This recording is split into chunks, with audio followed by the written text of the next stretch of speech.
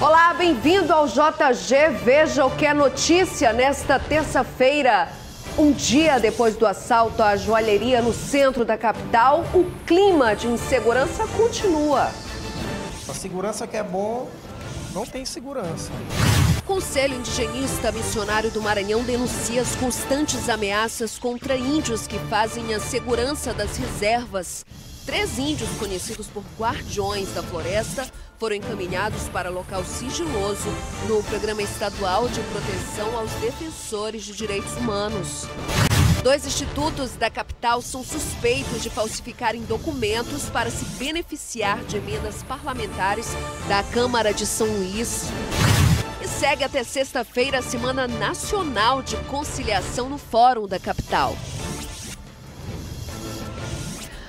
Para tudo aí, para acompanhar o Jornal da Guará, que está começando agora.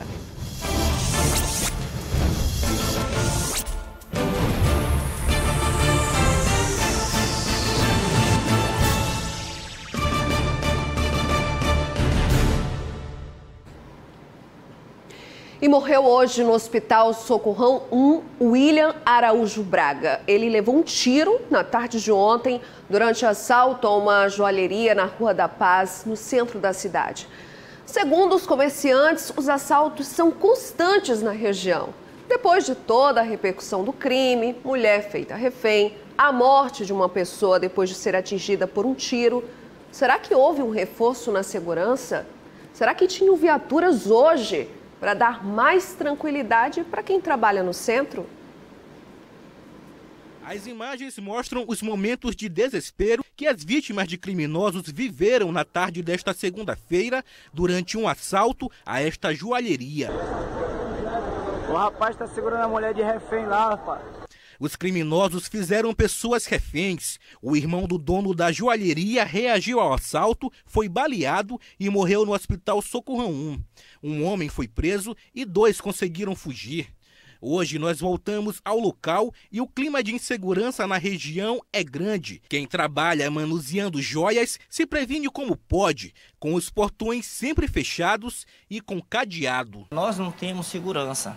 A gente é que procura fazer algo para proteger-nos, mas só que na realidade ainda é falho, né? O sistema que nós fazemos. Que na realidade era para a polícia ter um policiamento, patrulhamento ostensivo aqui, principalmente no centro, área comercial, e não existe isso. Este vendedor trabalha em frente ao local do crime e afirma que nenhum representante da segurança pública conversou com os trabalhadores. Complicado, a segurança que é bom, não tem segurança. E a gente que trabalha aqui, né, na rua, precisa de segurança. Durante o momento em que estivemos no local, nenhuma viatura foi vista fazendo a segurança na área. A situação fica ainda mais crítica à noite, quando diminui o movimento na região. O horário comercial é 18 horas. Esse horário, a gente fica muito a mercê. Fora o horário normal, né, de comércio, até pela nossa área de trabalho, que é muito visada. Que situação, né? Trabalhar com insegurança. Gente, olha só, quem precisa do transporte público tem que ficar de olho para a possibilidade de uma paralisação ainda nesta semana. É que trabalhadores estão com plano de saúde, salários atrasados, além de outros benefícios que não foram liberados. Pelo menos essa é a denúncia do Sindicato dos Rodoviários.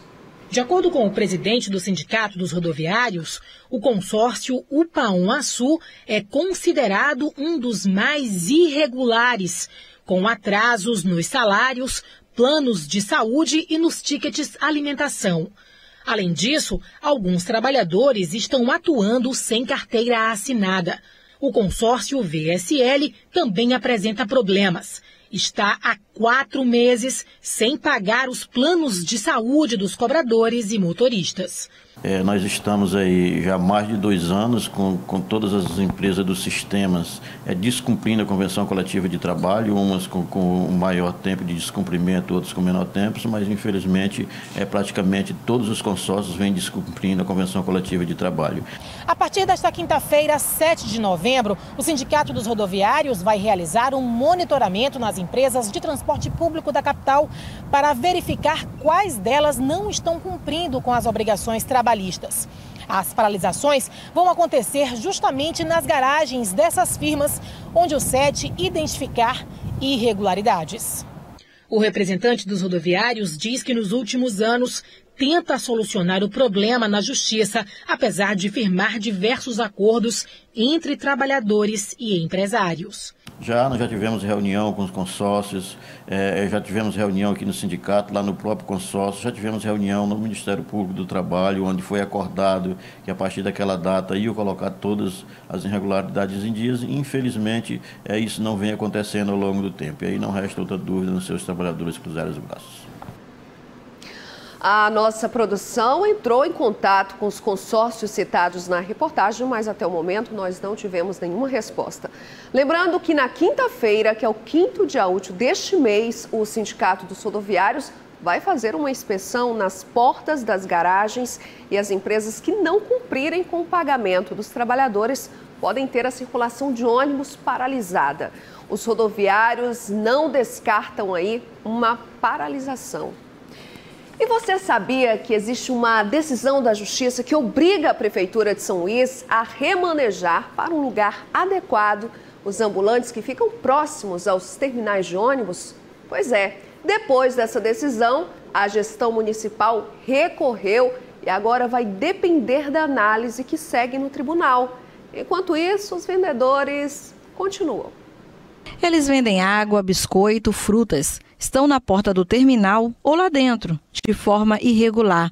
Os vendedores ambulantes estão fora dos terminais de integração desde 2017, quando a administração passou a ser dos consórcios. Segundo a Defensoria Pública do Estado, são cerca de 400 trabalhadores nesta situação, considerando os 5 terminais. A decisão de retirada dos ambulantes foi da Prefeitura de São Luís. É importante que as pessoas saibam que atrás de cada uma daquelas bancas, de cada uma daquelas pessoas que ali estavam desempenhando sua atividade, existe uma família que dependia dessa renda. O município de São Luís tomou uma decisão, no nosso entender, contra as normas do Estado brasileiro, que asseguram o direito de trabalho, a dignidade humana, a vida digna. E num contexto de grave crise econômica, ressalte-se, tirou essas famílias de dentro dos terminais, subtraiu delas a possibilidade de ter uma fonte de renda e transferiu para a iniciativa privada. A Defensoria moveu uma ação civil pública contra a Prefeitura para que estes ambulantes sejam colocados em outro espaço ou retornem a trabalhar devidamente autorizados dentro do terminal da Praia Grande. O prazo era de 90 dias, sob pena de R$10 mil de multa diariamente. A Prefeitura entrou com ação na Justiça. O juiz determinou multa, mas nesse momento está pendente de análise do recurso. Vamos ver se o tribunal mantém a decisão, no nosso entender, acertada do juiz da vara de interesse difuso e coletivo. Se assim se confirmar, se mantiver essa decisão, a gente acredita que o município cumprirá sob pena aí de algumas medidas restritivas como a multa. Agora a discussão segue no âmbito do tribunal. Em nota, a Prefeitura de São Luís informou que a Procuradoria-Geral do município recorreu da sentença para a remoção dos ambulantes dos terminais e aguarda o julgamento da decisão, como nós acabamos de mostrar aí na reportagem da Bel Soares. E a seguir, a operação que chegou a 2 institutos envolvidos em suposto esquema de benefícios com emendas da Câmara Municipal de São Luís. Não sai daí, eu volto já já.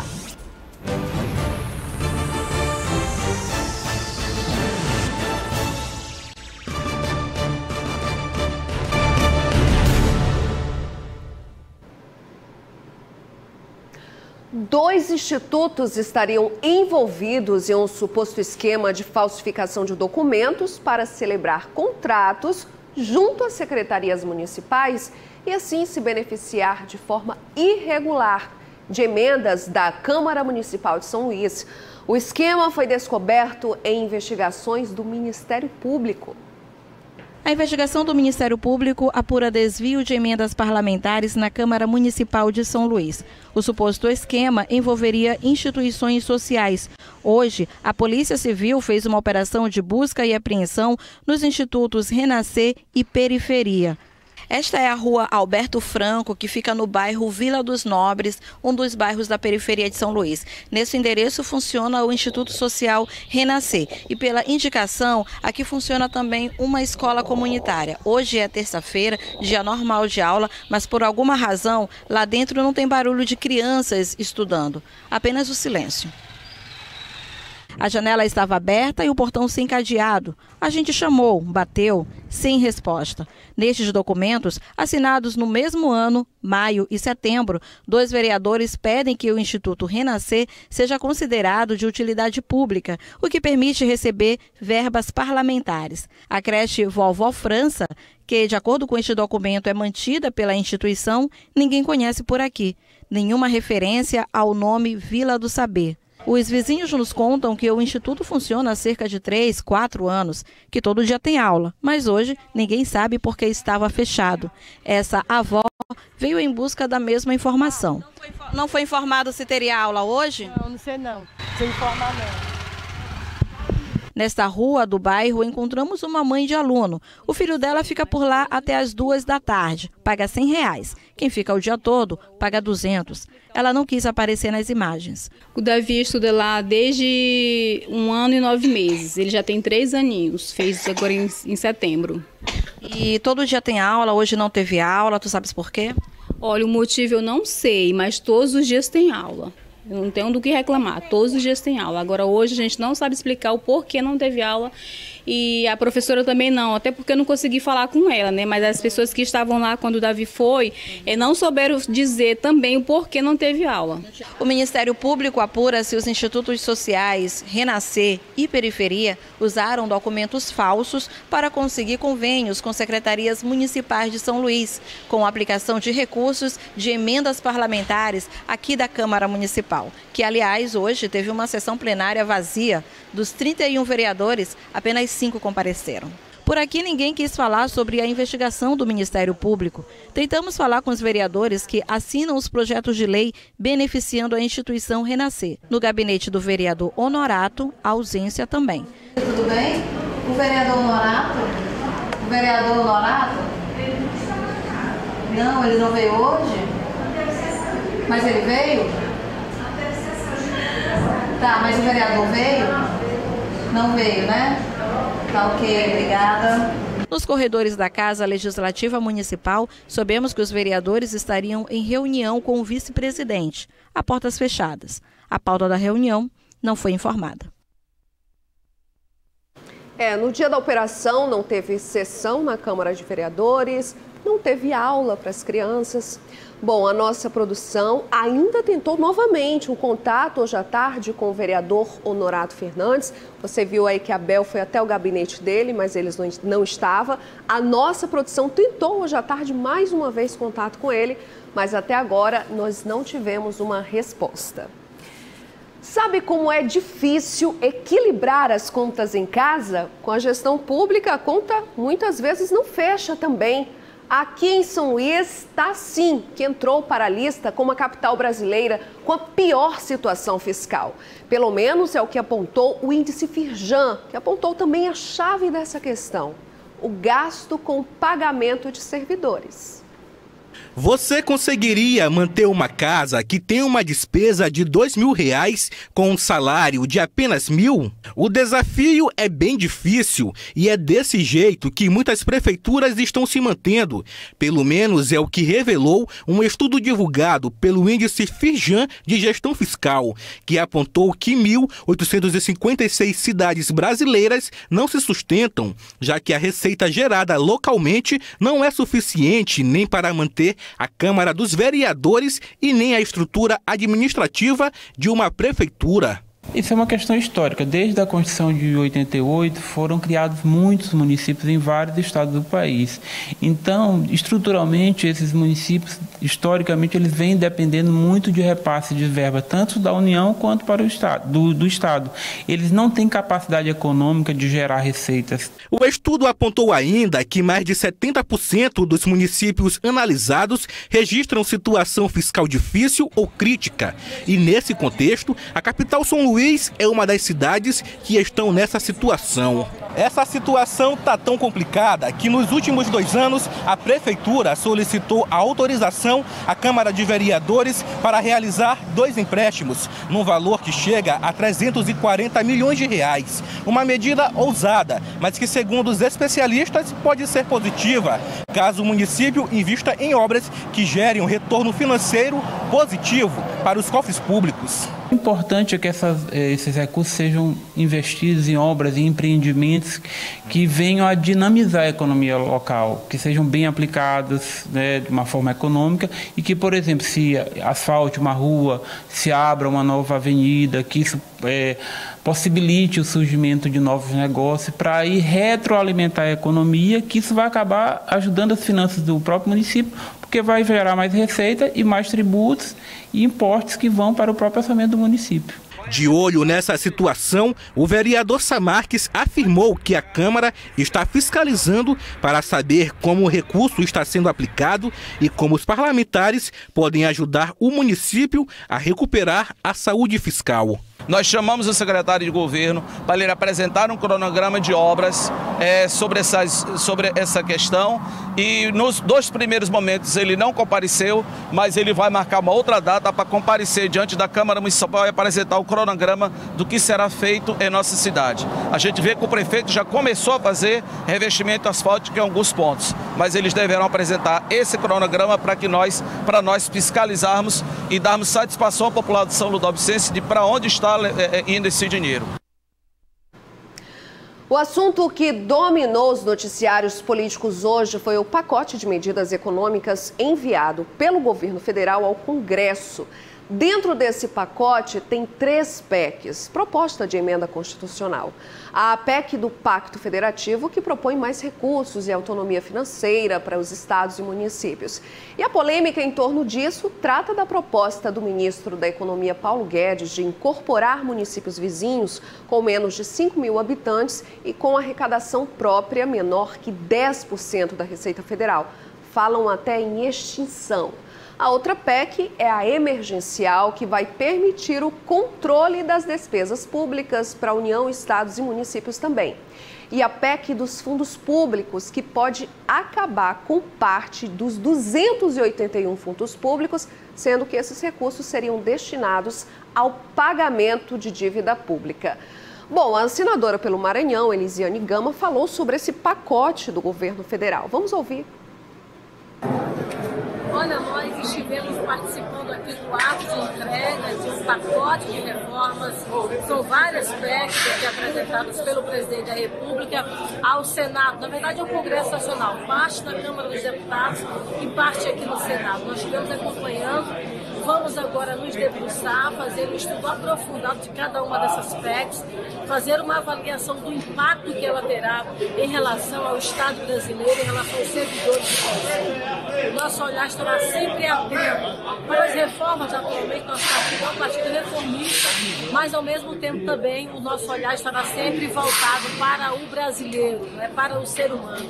Não adianta você pensar toda uma reformulação sem você não pensar na vida de cada brasileiro. Então, nós estaremos estudando a partir de agora e vamos trabalhar de todas as formas para impedir que os servidores possam ser penalizados. A senadora Elisiane Gama parece mais ponderada, que vai analisar esse pacote de medidas econômicas. Bom, alguns senadores e deputados receberam aí com muita alegria, principalmente aqueles que apoiam o presidente Jair Bolsonaro. Agora presta atenção aqui nesta outra polêmica que já levantou debates até no Congresso. A consulta pública aberta pela Agência Nacional de Energia Elétrica, ANEEL, para alterar as regras de geração distribuída. Bom, na prática, a intenção é reduzir os subsídios para os consumidores que geram energia solar. Quem investiu teme prejuízos depois de apostar na redução das tarifas com a implantação dessas placas de energia.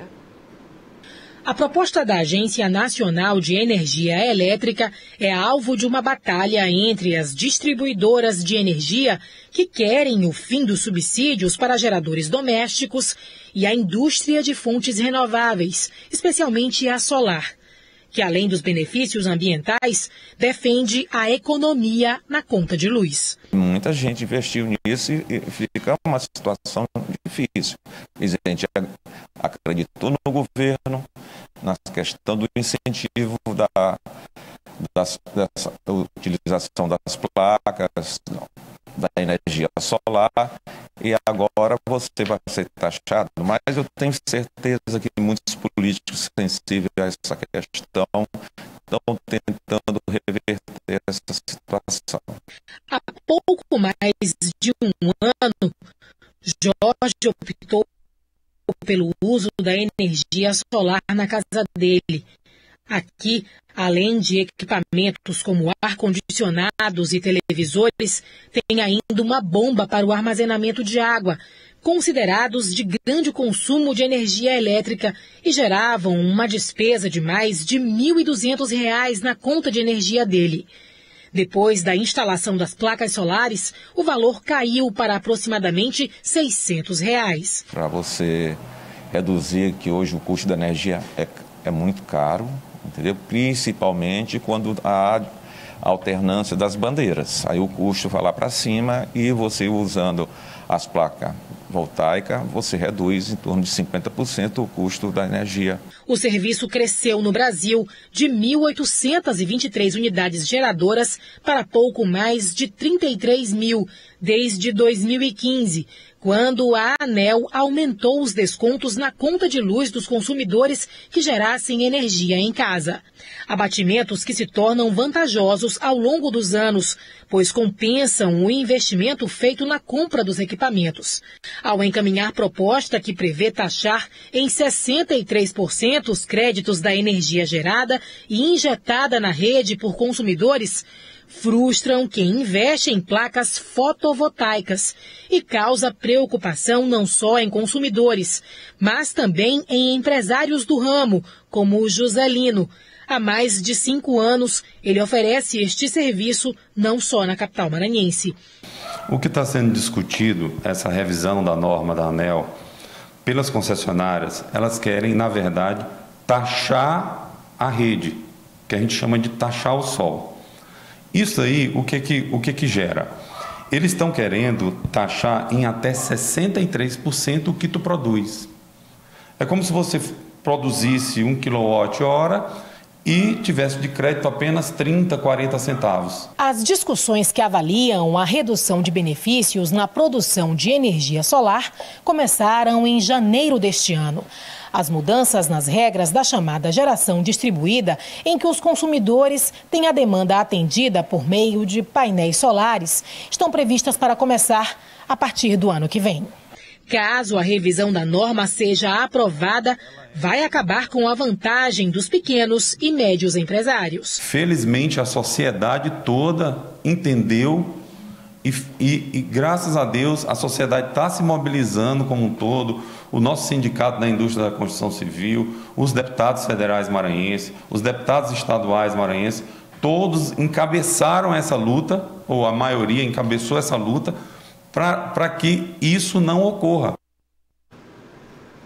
Olha só a justificativa da ANEEL, a Agência de Energia Elétrica, Nacional de Energia Elétrica. Bom, caso essa consulta pública ela seja aprovada, quem já aderiu ao sistema vai permanecer com as mesmas regras até 2030. Só vai pagar pelo custo de rede quem aderir à chamada geração distribuída, que é a partir da nova resolução, assim que for aprovada. Bom, esse benefício aí, entre aspas, apresentado pela ANEEL é para ver se consegue aprovar essa nova resolução. A gente vai continuar acompanhando. E logo depois do intervalo, o Conselho Indigenista do Maranhão denuncia que índios que protegem as reservas estariam sofrendo ameaças há muito tempo.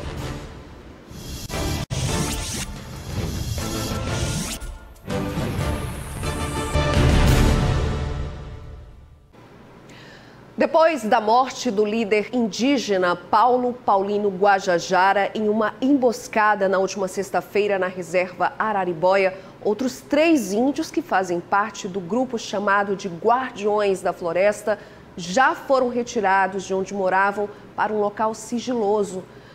Tudo por conta do risco que vivem, pois, segundo denúncias, eles foram ameaçados. A preservação da vida é uma garantia do Programa Estadual de Proteção aos Defensores de Direitos Humanos.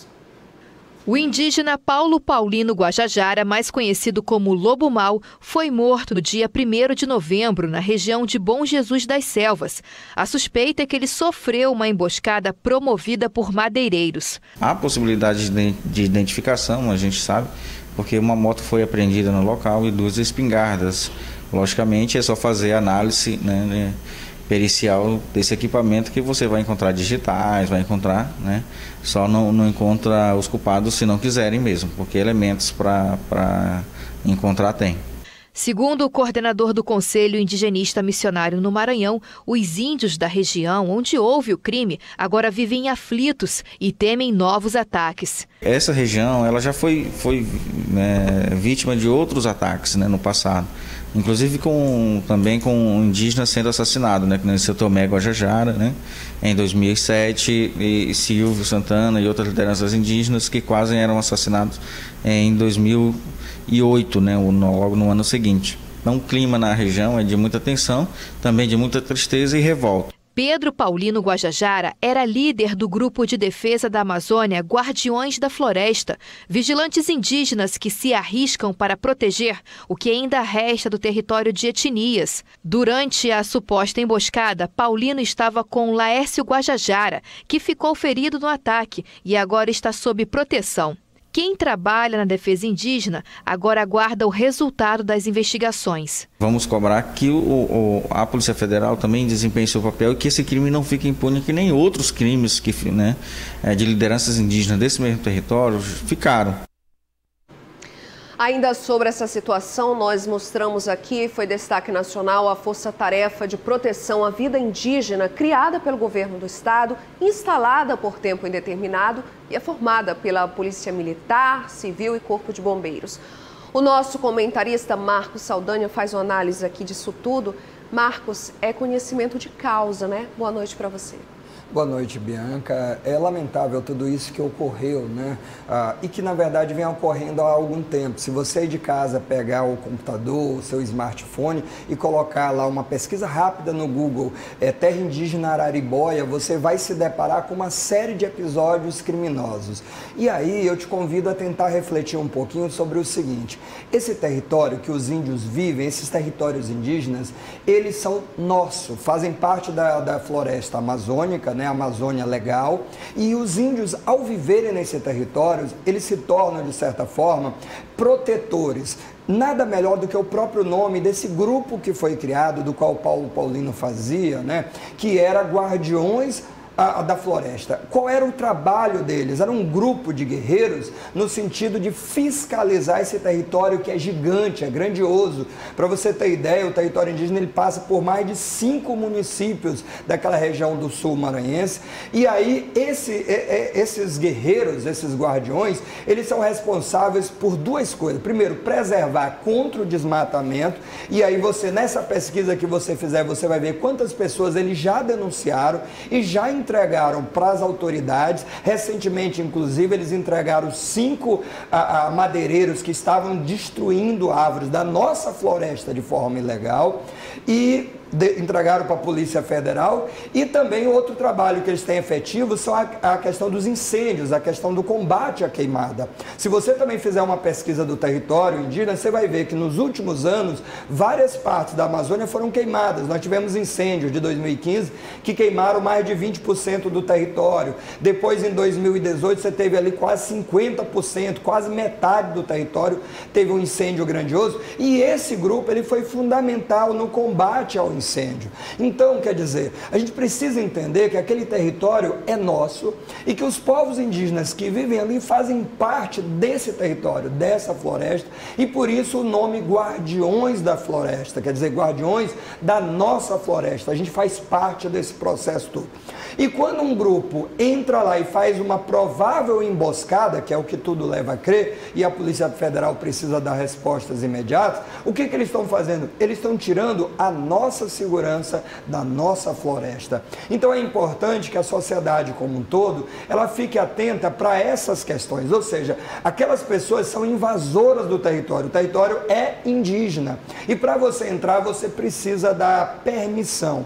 Se num congresso vai ser diminuído, aí é outra discussão. Os madeireiros têm feito pressões políticas em todo o Brasil para terem acesso a essas terras que são ricas em biodiversidade, em madeiras, em minérios, mas aí é uma questão legal, isso tem que ser feito dentro da lei. Enquanto a lei existe, o território indígena está lá, o papel dos povos indígenas é a preservação, é a proteção dessa floresta, desse bioma, desse meio ambiente que é importante para o mundo todo. Não à toa as notícias repercutiram internacionalmente e o governo do estado aí tomou algumas medidas que são importantes, mas a gente precisa lembrar que a questão indígena ela é federal, está prevista na Constituição Federal e só a FUNAI, por exemplo, o IBAMA, o DPU, eles podem legislar, eles podem intervir e a Polícia Federal que pode investigar nesses casos. Mas é claro que o governo do estado, quando ele se coloca à disposição de ajudar em tudo que for necessário, é uma forma de respeito e de tentar amenizar o problema. Ou seja, há pouco tempo nós tivemos a perda do Jorginho Guajajara, isso ano retrasado. E agora novamente, quanto mais vidas vão se perder, até a gente se conscientizar que os inimigos não são eles, na verdade, eles são um grande parceiro, né? É uma questão de respeito, convivência que a gente precisa ter. Você encerra a sua análise aí com uma pergunta para todo mundo refletir, né, Marcos? Essa é uma reflexão fundamental para o dia de hoje, né? Ok, Marcos, obrigada, viu? Boa noite, eu te espero ainda essa semana. Até lá, então, boa noite. E a seguir, a Semana Nacional de Conciliação, mas fique agora com a tábua de marés para amanhã.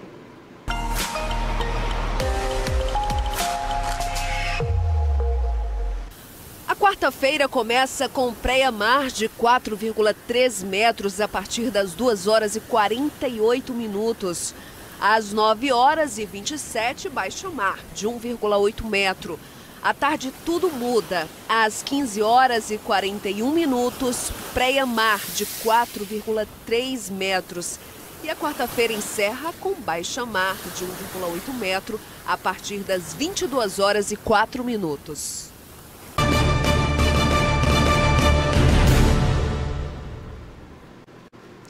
Quem costuma organizar eventos na região do Centro Histórico de São Luís, olha que podem vir mudanças com relação às regras para a liberação de espaços livres lá para os eventos.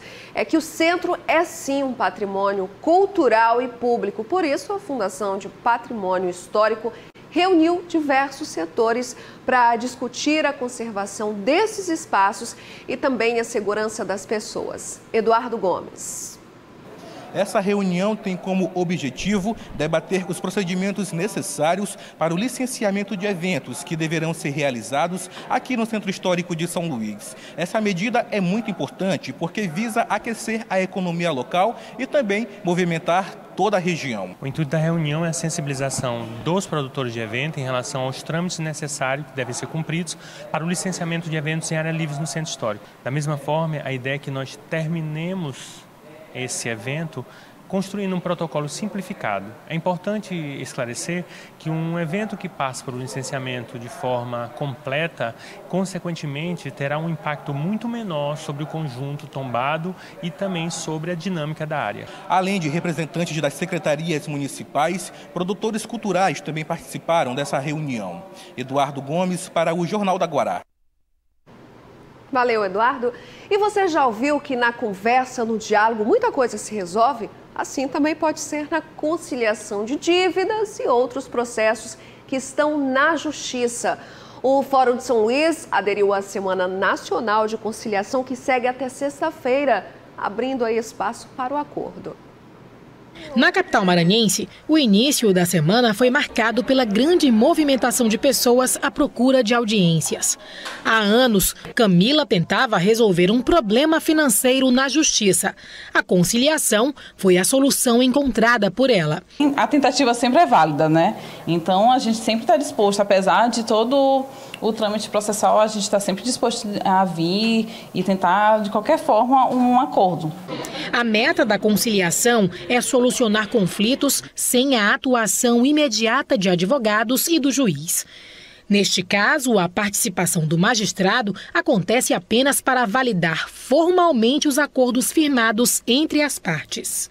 A partir do acordo que elas fizerem, eventualmente, aquela ata vai para um juiz homologar e aquele processo já deixa de fazer parte das estatísticas do Poder Judiciário, né? E fica arquivado e a questão é resolvida.